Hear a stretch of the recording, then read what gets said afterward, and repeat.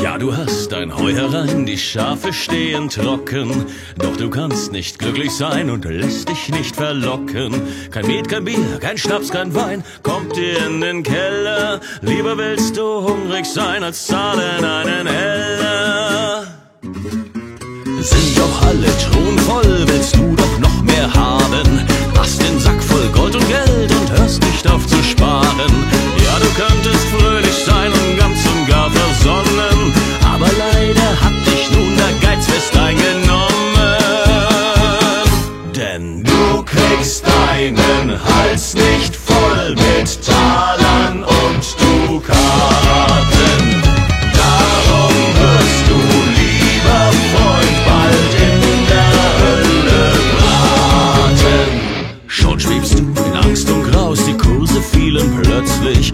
Fürchtest dich vor Mann und Maus und Dieben ganz entsetzlich. Sieh sogar dein eigenes Weib, das will dir an den Kragen, und ihr Zyankali schlägt dir bitter auf den Magen.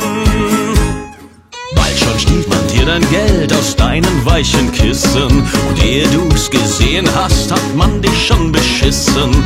Deine Kinder lauern drauf, ihr Erbe anzutreten. Ja, dein Ende nähert sich, drum fang schon an zu beten.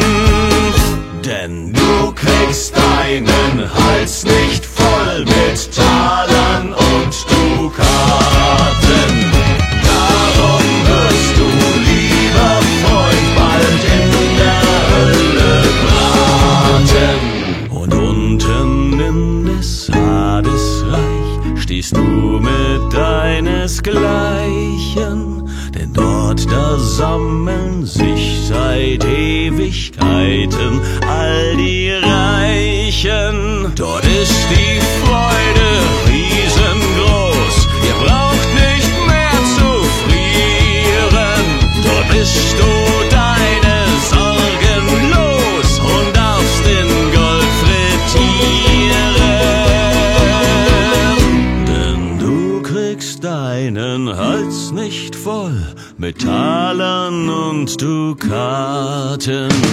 Darum wirst du